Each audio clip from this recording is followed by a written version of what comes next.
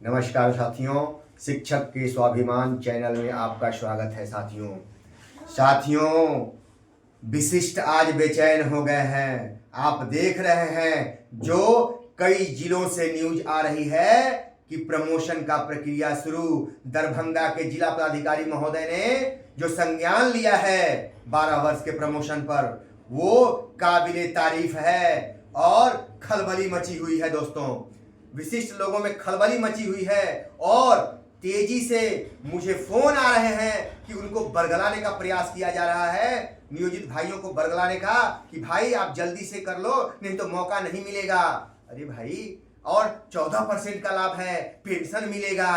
अरे भैया, टेंशन की बात क्यों नहीं करते हो? आप खुद टेंशन में हो, पेंशन की बात क्यों कर रहे हो? नियोजितों को आप खुद इतने टेंशन में हो गए हो कि कहीं इन लोगों को सरकार अधिक लाभ न दे दे, इसलिए आप बेचैन हैं। मेरे भाई, ये नहीं कहिए कि आप हमारे लिए बेचैन हैं, नहीं, आप अपने लिए बेचैन हो चुके हैं कि कहीं हम लाभ में कमी हमको न रह जाए। साथियों, जिस तरह से सरकार अभी चुप्पी साधे हुई है, उसका कारण भी जान लीजिए कि सरकार की चुप्पी का कारण क्या है। तो सरकार की चुप्पी का कारण है द्वितीय चरण का सक्षमता जो पास किए हैं, उनकी काउंसलिंग चल रही है और काउंसलिंग चलने के बाद उनका पदस्थापन जल्दी से जल्दी करवाने का, ताकि ये लोग अधिक से अधिक चले जाएं। मैं बार बार इस चीज को कह रहा हूं, सरकार वेट एंड वॉच में है कि ये लोग चले जाएंगे, उसके बाद तब हम जाके इनका प्रमोशन का प्रक्रिया शुरू करेंगे। लेकिन कई जिलों से जो मिल रहा है, अगर ऐसा होता बंधुओं तो सरकार तुरंत उस पर बयान देकर रोक लगा देती। लेकिन न्यायालय भी हम लोगों के साथ है, ये आप जान लीजिए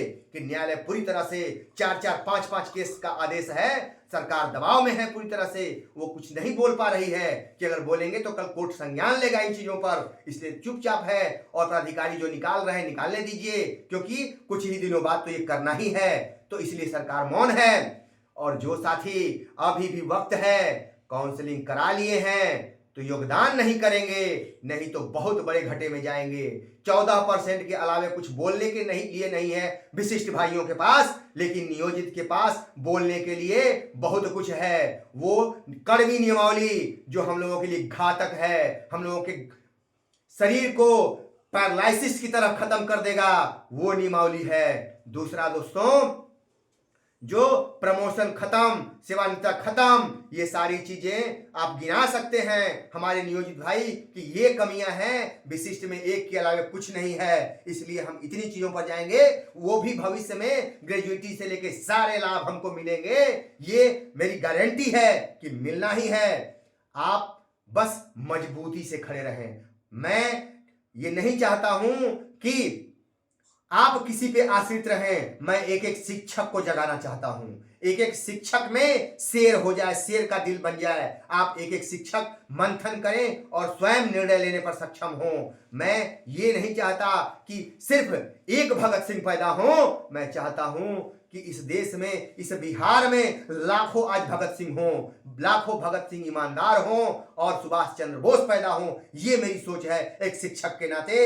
एक मेरे पास जो ज्ञान है, मैं चाहता हूं मैं अकेला नहीं, मेरे जैसे अगर कई भाई हमारे योग्यताधारी हो जाएंगे तो ये लड़ाई जीतने में मुझे आसानी होगी। सिर्फ मुझे गला नहीं फाड़ना पड़ेगा, गला फाड़ने के लिए मेरे कई भाई तैयार होंगे, कई भाई तैयार होंगे, कई बहनें लक्ष्मीबाई बन जाएंगी, तब जाके हमारा ये होगा। दोस्तों, सरकार 2.5 लाख का आंकड़ा दे रही है पेपर में, जैसा हम लोग देखें कि 2.5 लाख लोग एक तरह से विशिष्ट बन गए। नहीं भाई, ये गलत आंकड़ा है। सरकार गलत आंकड़ा देकर आपको धोखे में रख रही है, ताकि आप बेचैन होकर योगदान करके सारे भाग गए।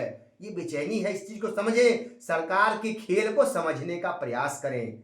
आपको अधिक से अधिक चाहती है कि पहले आप योगदान कर लें, ये चाहत है। दोस्तों, ध्यान बनाए रखिए, बेचैनी को समझिए, एकदम तटस्थ रहिए, मैं यही आपसे विनती करता हूं।